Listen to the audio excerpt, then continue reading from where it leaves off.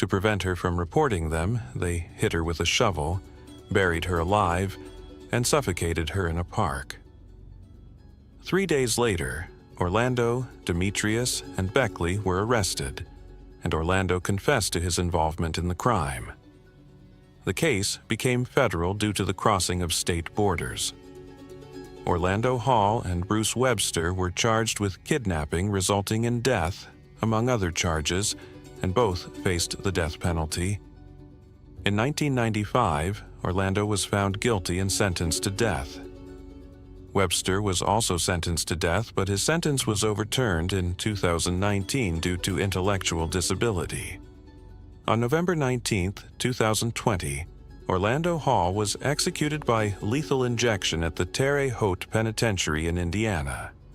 Before his execution, he converted to Islam and made his last words, "I invite everyone to Islam. Thank you for giving me the opportunity to forgive. Take care. Tell my children I love them." He was declared dead at 11:47 p.m. Brandon Bernard, State, Texas. In the late 1990s, Brandon Bernard, along with Christopher Villalba and 3 other accomplices, participated in the robbery, kidnapping, and killing of Todd and Stacy Bagley, a pastor couple. On June 21, 1999, the group approached the Bagleys at a gas station in Texas, forced them into the trunk of their car, and held them captive for hours while using their credit cards to withdraw money. Eventually, Villalba shot Todd in the head, killing him instantly, and Bernard set the car on fire. Stacy died, though there is debate whether it was from the gunshot or from smoke inhalation. Bernard was arrested shortly after and, in 2000, was sentenced to death for his involvement in the crime. The case became controversial due to Bernard's age at the time of the crime, 18 years old, and his secondary role in the murders. 5 of the 9 jurors who convicted him later advocated for the commutation of his sentence to life in prison, arguing they hadn't been given complete information about his lower level in the gang and his good behavior in prison. Despite appeals and clemency petitions, Bernard was executed by lethal injection on December 10, 2020, at the Terre Haute Penitentiary in Indiana. His last words were an apology to the victims' families. "The words I say now cannot express what I feel, but I hope they give you some peace." He was declared dead at 9:27 p.m. Alfred Bourgeois, State, Louisiana. Alfred Bourgeois, a former truck driver, was executed by the federal government of the United States on December 11, 2020, for the murder of his 2-year-old daughter, Jacqueline Harrison, known as Jaja, in June 2002. Bourgeois, who had gained temporary custody of Jacqueline just weeks before, subjected her to physical and sexual abuse during that time. On June 27, 2002, while making a delivery at the naval base in Corpus Christi, Texas, Bourgeois brutally beat Jacqueline inside his truck, causing fatal brain injuries. Signs of sexual abuse were also discovered. Jacqueline died the following day in the hospital. Bourgeois was arrested and tried in a federal court because the crime occurred on a military base. In March 2004, he was convicted of capital murder and sentenced to death. Over the following years, Bourgeois appealed his sentence, claiming intellectual disability, but all of his appeals were rejected. He remained on death row for more than 16 years before being executed. On December 11, 2020, Bourgeois was executed by lethal injection at the Terre Haute Penitentiary in Indiana. In his last words, he maintained his innocence and did not apologize for the crime. He was declared dead at 8:21 p.m. Eastern Standard Time. His execution sparked controversy, with criticisms about the application of the death penalty to individuals with intellectual disabilities and the increase in federal executions during the final days of President Donald Trump's administration. Jacqueline Harrison was remembered as an innocent victim, and her family described the execution as an act of justice, although they lamented that it took 18 years. Bourgeois was the 10th person executed by the federal government in 2020, setting a record for more than a century. Lisa Montgomery, State, Kansas.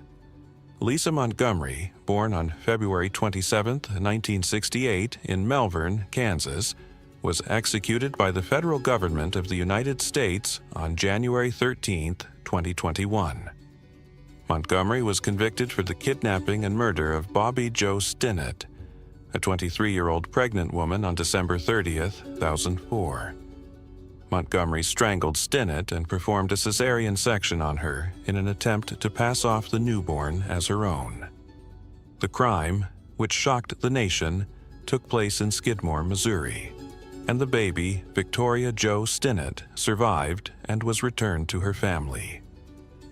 Montgomery had a childhood marked by physical, emotional, and sexual abuse by her stepfather and other men, with the knowledge and complicity of her mother.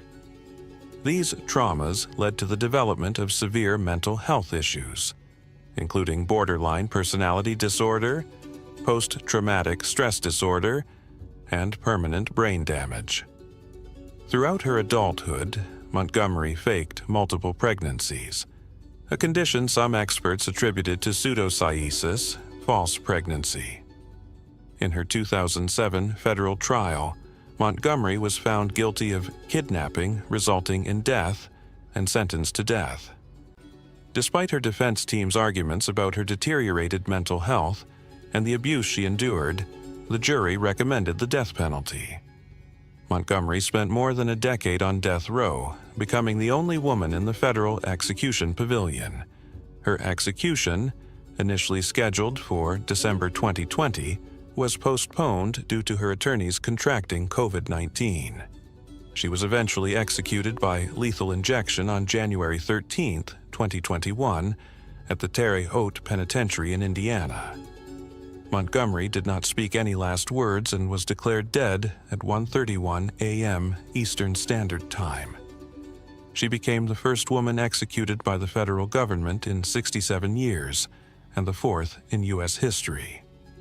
Montgomery's case sparked controversy due to her history of abuse and mental health issues, leading to criticism over the application of the death penalty in her case. Victoria Jo Stinnett, the baby who survived the attack, was raised by her father and family in Missouri, maintaining a private life away from public scrutiny. Dustin Higgs. State, Maryland. Dustin John Higgs, born on March 10, 1972 in Poughkeepsie, New York, was executed by the federal government of the United States on January 16, 2021, for his involvement in the murders of 3 women in Maryland in 1996. Higgs was convicted despite not being the one who personally shot the victims, as he was considered the mastermind behind the crimes.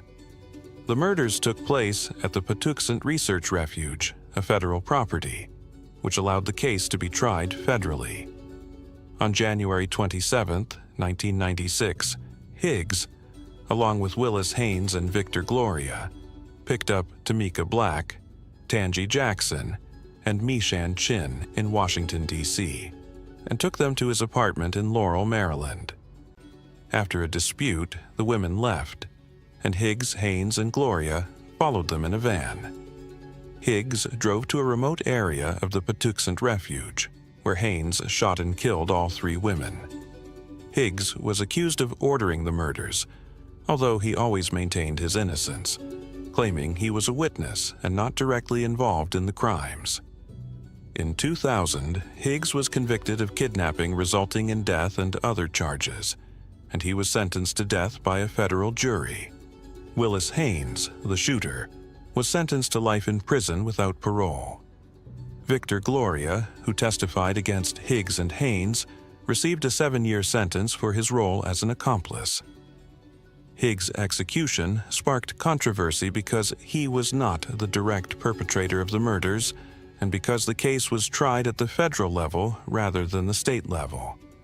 Maryland, the state where the crimes occurred, had abolished the death penalty in 2013, leading to criticism about the fairness of his sentence. Additionally, Higgs contracted COVID-19 weeks before his execution, and his defense argued that the virus could cause him additional suffering during the lethal injection. On January 16, 2021, Higgs was executed by lethal injection at the Terre Haute Penitentiary in Indiana. In his last words, he stated, "I would like to say I am an innocent man. I did not order the murders." Higgs was the 13th and final prisoner executed by the federal government during the presidency of Donald Trump, marking the end of a series of federal executions that resumed in 2020 after a 17-year moratorium.